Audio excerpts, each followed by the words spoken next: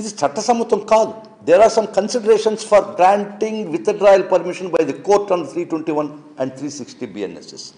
ఈ పరిధిలో ఏటిల్లో కూడా మీ కేసు ఫిట్టింగ్ కాకపోయినా కూడా మీరు విత్డ్రాయల్స్ ఏ కేసులో ట్రై చేస్తున్నారంటే, ఒకటి, దీనిలో కూడా my information is that all the cases you are trying to get them withdrawn and filing petitions before the honourable courts for its permission to withdraw. ఇక్కడ సుప్రీంకోర్టు చాలా చాలా గట్టిగా ఈ విషయంలో తీర్పులు ఇవ్వడం జరిగింది. అధికారం వస్తే మీకై మీరు విత్డ్రా చేసుకుంటే that's not in the interest of public, broader public interest కాదు, అది మీ సొంత ఇంట్రెస్ట్ కోసం విత్డ్రా చేయడానికి లేదని గౌరవ సుప్రీంకోర్టు వారు in the line and catena of judgment చెప్తుంది. గౌరవ కోర్టు వారు కూడా అది యాంత్రికంగా విత్డ్రా చేయడానికి హక్కు లేదు. కోర్టు వారు కూడా ఖచ్చితంగా ఈ పరిధిలోకి వస్తుందా రాలేదా, ఇది broader interest of public interest ఉందా లేదా, అప్పుడు మాత్రమే విత్డ్రా చేయాలని చట్టం చెప్తుంది. అయినా మీ పార్టీకి మీరు పిటిషన్లు వేసుకుంటూ మీ మొత్తం కేసులు ఒకసారి చిట్టా చదవాల్సి వస్తుంది. ఈ కేసుల్లో చంద్రబాబు అన్ని కేసుల్లో బెయిల్లో ఉన్నాడు. ఏపీ స్కిల్ డెవలప్మెంట్ కేసులో వారు బెయిల్లో ఉన్నాడు. దీనిలో అవినీతి సొమ్ము 371 కోట్లు చేతులు మారింది. తర్వాత AP fibre net scam, Chandrababu పాలనలో మొదటి దశ ఏపీ ఫైబర్ నెట్ ప్రాజెక్టులో టెండర్ కేటాయింపులో భారీగా అక్రమాలు జరిగింది. ఈ కేసు కూడా చంద్రబాబు నాయుడు గారి మీద రిజిస్టర్ అయింది. అమరావతి ఇన్నర్ రింగ్ రోడ్, రాజధాని అమరావతి నిర్మాణంలో ఇన్నర్ రింగ్ రోడ్ మార్గాన్ని మార్చి తన కుటుంబ సంస్థ అయినటువంటి హెరిటేజ్ ఫుడ్స్ ప్రయోజనాలకు అనుకూలంగా మార్చడం ద్వారా మీ మీద కేసు రిజిస్టర్ అయ్యి ఉంది. మీరు దానిలో బెయిల్లో ఉంటారు. అమరావతి అసైన్డ్ ల్యాండ్స్, ఇది చాలా ముఖ్యమండి. పేదలు అమరావతి క్యాపిటల్ కాకముందు కూడా బడుగు బలహీన వర్గాలకు చెందినటువంటి ప్రజలకి గవర్నమెంట్ అసైన్ ల్యాండ్స్ ఇవ్వడం జరిగింది.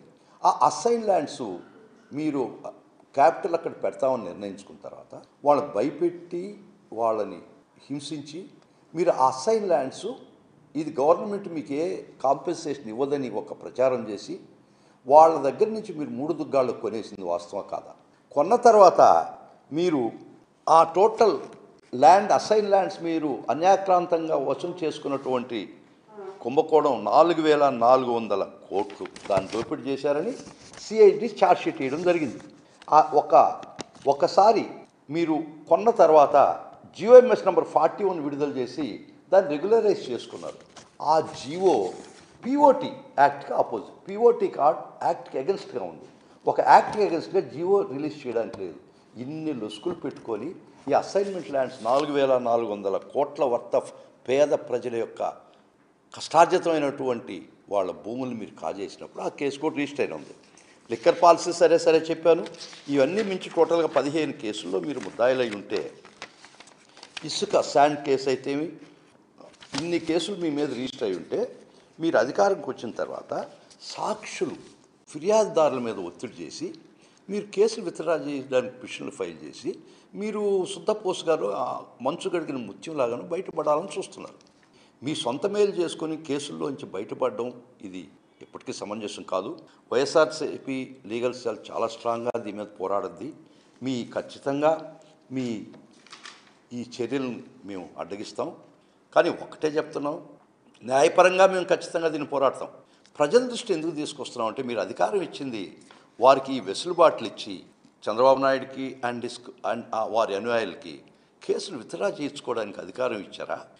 మీరే ముద్దాయిలు, మీరే దానికి జడ్జిలుగా నా మీద కేసు తీసేయాలని మీరు ప్రయత్నిస్తుంటే అది ఈ రాజ్యాంగానికి మూల సూత్రాలకి వ్యతిరేకం. రాజ్యాంగమే రక్తం వాడుతుంది. ఒక పోలీసు, ఒక ముద్దాయి, ఒక వ్యవస్థ, ఈ 3 ఏకమైన రోజు ఇది రాజ్యాంగం కూని అయిందని చెప్పి ఈ జస్టిస్ మదన్ లోకూర్ కూడా చెప్తారు. మేము చెప్తాం.